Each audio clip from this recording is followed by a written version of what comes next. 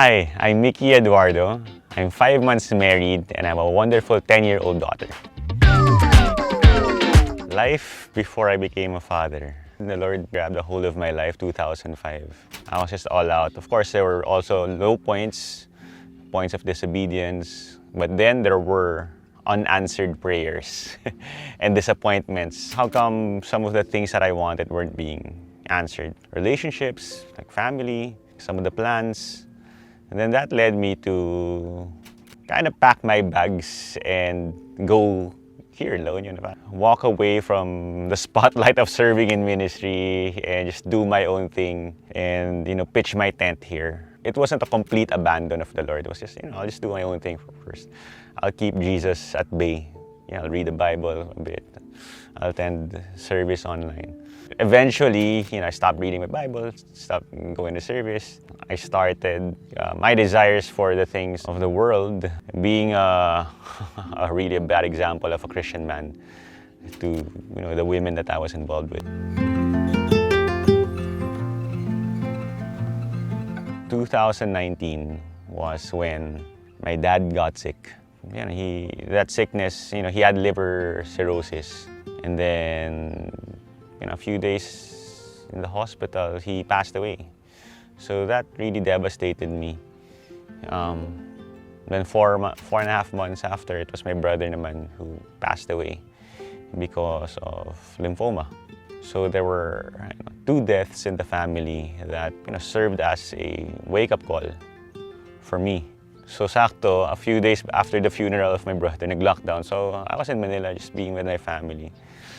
And that was just the time that I cried out to God, Lord, what are you doing? Do you not care about what's happening in my family? I was in the corner of my room. Felt God was speaking, are you not grieved with what's happening inside your heart? Do you not care? Are you not grieved? Parang God threw back the question at me. How have you been living? That started to ignite something in me to, again, okay, now I'll turn back to God and read my Bible again and just discover Him again in a fresh way. My mentor there was Omar Aguilar, and showed love. He would invite me to pray, to sing, to lead worship in our small group. And a few months after, I was nagging my friend to introduce me to Bettina. My friends, couple sila, si Tim and Kina. But once they found out parang this guy serious again. Well, God made a way through them for us to meet.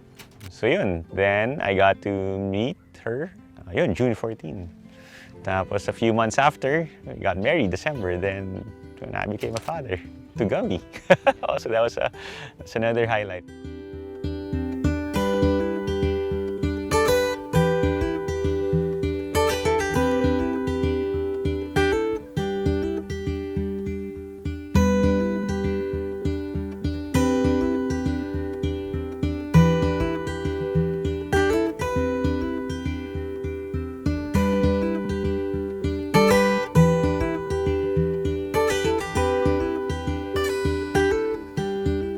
Of course, no dad is perfect. I guess ang natutunan ko rin nun is really, parang the opposite. Siguro I longed for the company of my dad growing up. That's also the reason why we're here, a place where me and Gummy could bond and just develop our relationships.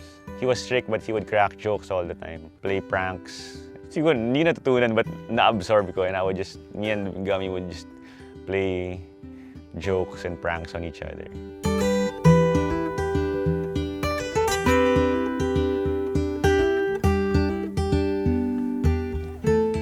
Part of the transition and transformation from a single guy partying to, dad na, was, I think, a huge part of that was the death of my brother and my dad kasi automatically ako yung naging padre de pamilya. In a way, not just the hierarchy.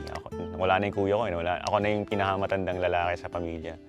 And my brother has twins. Instinctively, I took the role of the best tito. Of course, I'm never gonna be a replacement for their dad. That started it. We have 2 orphans in the family. At 10 years old, yung heart ko talagang naging parang I gotta take care of them, I gotta be visible. It's hard to lose a dad. 10, parang hindi namin pinagdaanan yun. So that was a point na, okay, I gotta be visible. So that started. Parang even before I met Bettina, parang andun na yung puso ko malapit rin kay Gummy agad kasi na transition na from my brother. So when I met Gummy, it was really, I want to be a father, like how God is a father to the fatherless.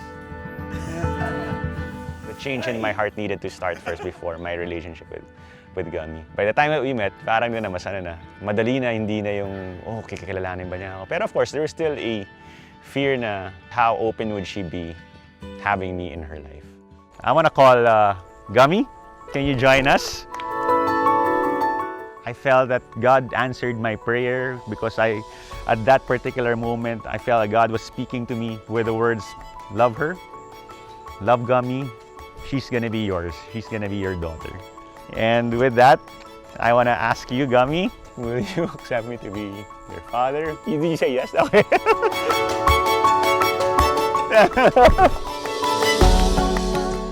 But you know, it wasn't hard. She also welcomed me with open arms, and you know, the day we got married, automatically talaga, Daddy, hindi yung nahirapan. Parang I think she was also longing to say that. Nasa tuwa rin ako na parang when I see her, Gummy Eduardo na nilalagay niya.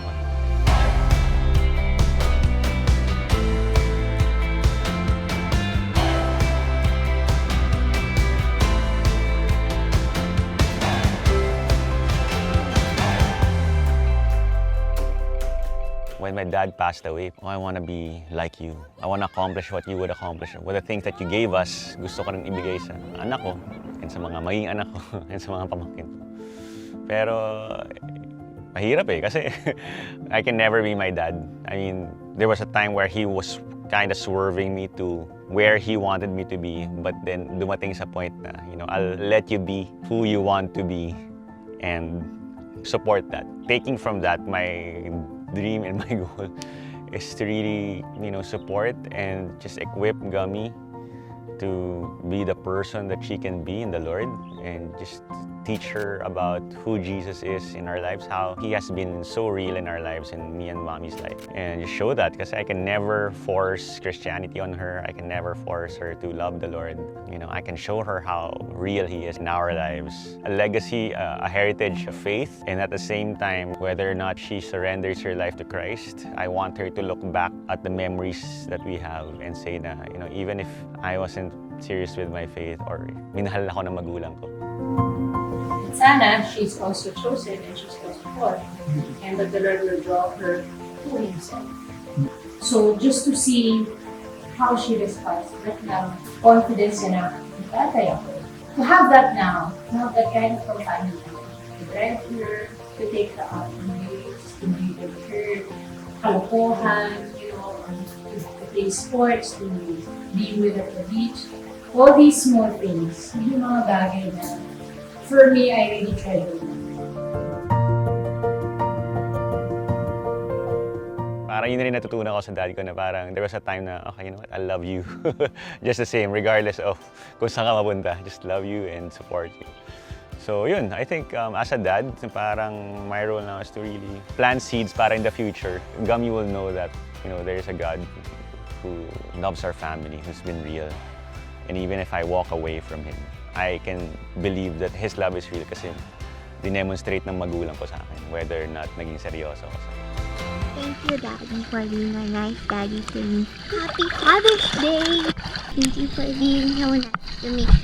And for always saying yes, especially to ice cream before lunch. Love you! Happy Father's Day! Bye!